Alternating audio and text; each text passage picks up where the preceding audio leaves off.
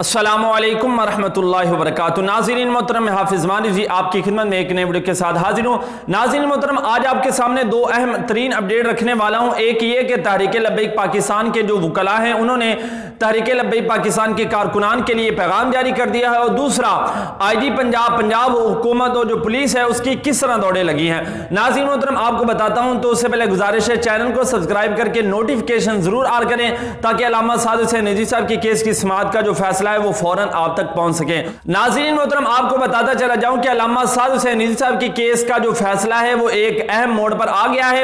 تحریک لبیک پاکستان اور حکومت کے درمیان یہ ایک قسم کی جنگ ہی چل رہی ہے کہ اب اس کا کیا فیصلہ ہوتا ہے۔ ناظرین محترم، آپ کو بتاؤں کہ تحریک لبیک پاکستان کے یار آج ہمیں کہا ہے کہ تمام جو کارکنان ہیں وہ دعاؤں کا سلسلہ جاری رکھیں۔ اب آپ بھی سوچ رہے ہوں گے کہ یار وکلاء ایک بات ہر بار کہتے رہتے ہیں کہ دعا کرے دعا کرے، تو میں آپ کو کہنا چاہتا ہوں کہ افغانستان 20 سال جو ہے اللہ تعالیٰ پر بھروسہ کر کے وہ لڑتے رہے، آخرکار ان کو فتح مل گئی۔ آپ بھی دعا کریں، انشاءاللہ فتح ضرور ملے گی۔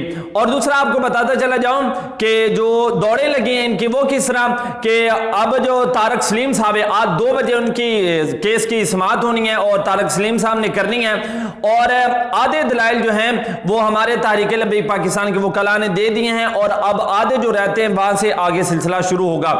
اب طارق سلیم صاحب نے حکومت پنجاب کو کہا ہے کہ اگر آپ نے علامہ سعد حسین ندوی صاحب کو گرفتار کیا ہوا ہے تو ہمیں بتایا جائے کہ کس وجہ سے کیا ہے اور ہمیں اس پر کوئی پروف دیا جائے۔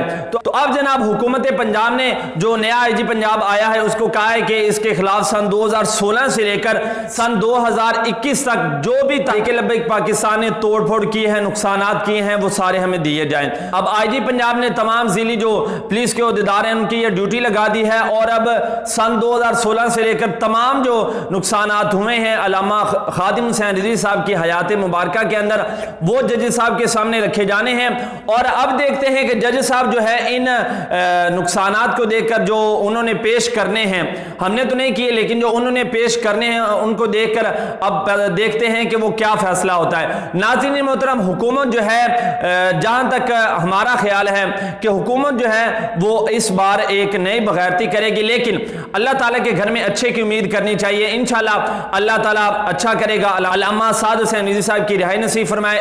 اور آخر پر یہی کہوں گا کہ یار ویڈیو کو لائک کر دیں، اور یہ جو چینل ہے آپ اس کو بھی سبسکرائب کر دیں۔ انشاءاللہ ملتے ہیں ایک نئے ویڈیو کے ساتھ، تب تک کے لیے اللہ حافظ۔